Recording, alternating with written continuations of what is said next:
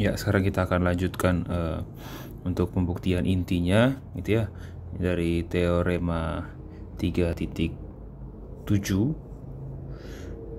gitu ya. Kita akan buktikan gitu ya. Akan dibuktikan bahwa untuk gitu ya, untuk derajat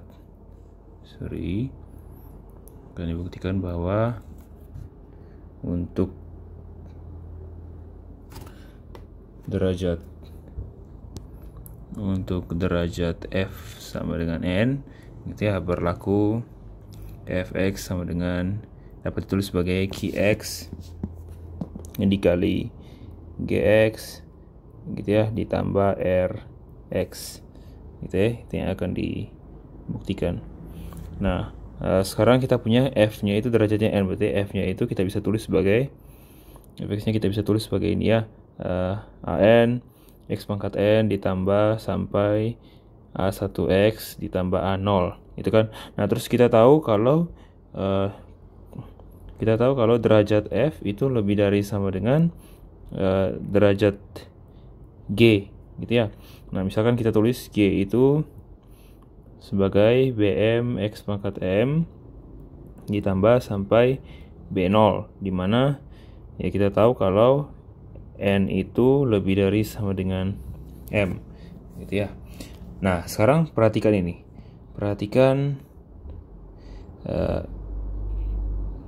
nah, an dan bm itu kan tidak 0 gitu ya, karena derajat f dan derajat g itu m, dan derajat f itu n, derajat g itu n. Nah, artinya apa? Kalau an sampai am tidak 0, karena an dan bm itu anggota lapangan, berarti an dan bm punya inverse terhadap operasi kali, begitu ya, punya inverse terhadap operasi kali gitu ya. Karena punya inverse terhadap operasi kali, tadi kita sudah tulis gini ya, f-nya sekian, g-nya sekian, berarti sekarang perhatikan ini ya, perhatikan fx dikurang an per bm, bukan per ya, an dikali bm inverse dari gx. Nah, ini kan f-nya itu kan apa? F-nya itu kan kita bisa singkat gini ya, jadinya apa? ai x pangkat i-nya dari 0 sampai n, ini dikurang apa nih? Ini ada, selain an bm inverse ada lagi tambahannya, yaitu ini adalah x pangkat n kurang m dari dikali gx gitu ya. Nah, ini kan berarti apa? Itu dikurang an bm inverse x pangkat n kurang m, ini semua dikali dengan gx. Itu apa? Gx itu adalah sigma dari apa? bi x pangkat i gitu kan, i-nya dari 0 sampai m. Nah, lihat ketika i-nya sama dengan m, berarti kan bm x pangkat m. Kalau dikali ini, bm dikali bm inverse 1, berarti jadinya an dikali x pangkat m dikali x pangkat n kurang m, jadinya apa? Berarti x pangkat n gitu ya. Nah, ini pengurangan ini nanti jadinya sama dengan ini, sigma i sama dengan 0 sampai n dari apa? Dari ai x pangkat i, ini nanti gitu ya. Ini dikurang dengan apa? Sigma an bm inverse, jadinya apa? X pangkat n kurang m tambah i-nya dari berapa? 1 sampai dari 0 sampai m. Nah, ini nanti jadinya apa? Nanti perhatikan coba, ini pangkat n ya. Perhatikan indeks i yang di sini pangkat, ketika indeks i di sini sama dengan n, dan indeks di sini juga sama dengan m. Nah, ini kan jadinya apa? Kalau indeks i sama dengan n, ini kan jadinya an X pangkat N kan. Nah yang di sini nanti ketika I sama dengan M nanti jadinya apa? AN BM inverse, ada BI ya. Berarti apa? Dikali BI, I-nya sama dengan N, berarti jadi kali BM dikali X pangkat N kurang M tambah M, berarti X pangkat N. BM dikali BM inverse jadinya 1, berarti AN X pangkat N. Ini kurang ini 0. Berarti jadinya apa? Berarti, nah perhatikan baik-baik bahwa apa? Hasil pengurangan ini, gitu ya. Hasil pengurangan di atas ini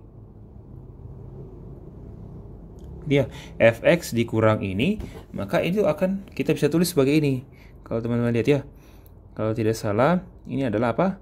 AN kurang 1, karena ketika suku ke N-nya nanti akan saling menghilangkan ya. Jadinya nanti AN kurang 1 dikurang apa? Dikurang AN BM inverse BM kurang 1 dikali X pangkat N kurang 1 gitu ya. Nanti ditambah seterusnya sampai kalau tidak salah A N kurang M kurang AN AN gitu ya, AN BM inverse, terus ini ditambah lagi ya, ditambah lagi. Oke.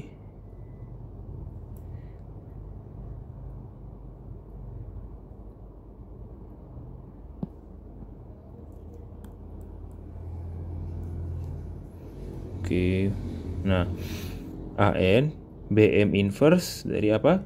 B 0 itu X pangkat N kurang M, nanti baru ditambah AN kurang M kurang 1, X pangkat N kurang M kurang 1, dan seterusnya sampai A0. Gitu ya, nanti teman-teman coba. Nah, tapi yang mau di sini dibilang apa? Ketika fx ini dikurang dengan AN kali BM inverse kali X pangkat N kurang M dikali GX, maka ini akan jadi apa? Suatu polinom. Gitu ya. Ini akan menjadi suatu polinom apa? Namakan HX, yang mana apa? Yang derajatnya si H ini adalah apa? Kurang dari N. Betul toh? Karena mulainya dari AN-1, X pangkat N-1, berarti derajatnya kurang dari N. Kita tidak tahu ya, yang pasti kurang dari N saja. Gitu ya. Nah, kalau kurang dari N, kita ingat apa? Asumsi induksinya lagi. Tadi asumsi induksinya bilang apa? Untuk semua polinom dengan derajatnya kurang dari N, gitu ya, berlaku seperti yang tadi toh, gitu ya. Oke. Nah, kita tahu hanya kurang dari N, berarti kita punya apa? Kita bisa tulis, nah karena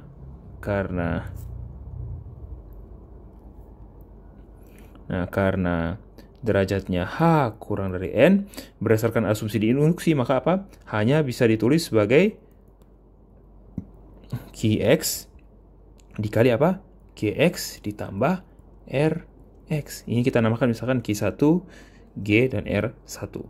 Dengan apa? Dengan R1, gitu ya. R1X-nya itu sama dengan 0, atau apa? Atau derajat dari R1 kurang dari derajat G.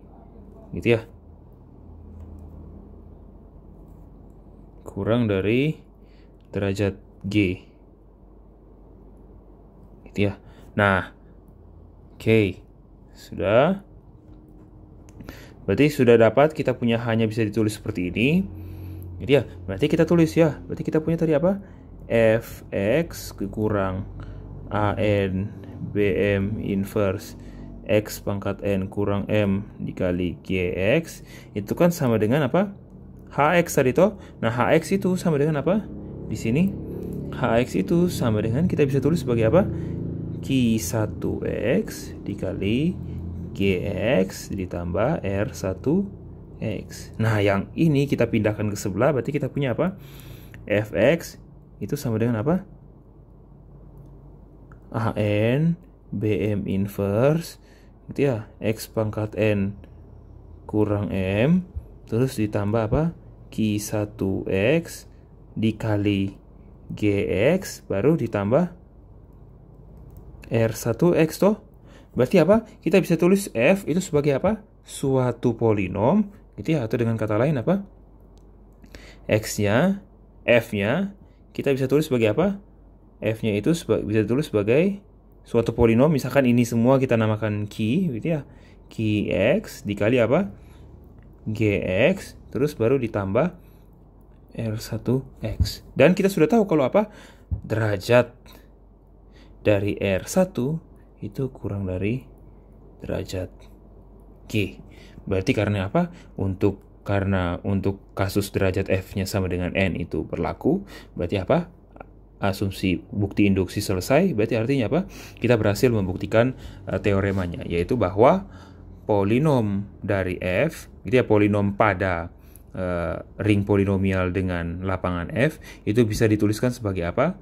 Perkalian antara suatu polinom Qx dengan Gx ditambah dengan suatu polinom Rx, di mana R-nya itu derajatnya kurang dari G atau si R itu adalah polinom 0, gitu ya. Jadi teorema 37 sudah beres, gitu ya. Udah beres. Nah, sekarang kita lanjut ke teorema 3.8. Teorema 3.8 ini mau membahas terkait apa? Ideal pada ring polinomial F ini, ring polinomial dengan lapangan F ini. Idealnya itu bentuknya seperti apa? Nah, ternyata di sini dibilang kalau apa? Kalau ideal dari ring polinomial Fx ini bentuknya selalu apa? Selalu perkalian dengan apa? Antara dua buah polinom atau apa? Idealnya adalah apa? Ideal yang dibentuk oleh satu unsur, yaitu apa? Si Gx ini. Atau kita bisa tulis sebagai apa? I itu adalah apa? Perkalian dari Fx dengan Gx, di mana Fx itu adalah polinom di F. Si G-nya itu unsur yang tetap. Nah, nanti di sini kita akan cari tahu sebenarnya apa yang menjadi kandidat dari si G ini, gitu ya.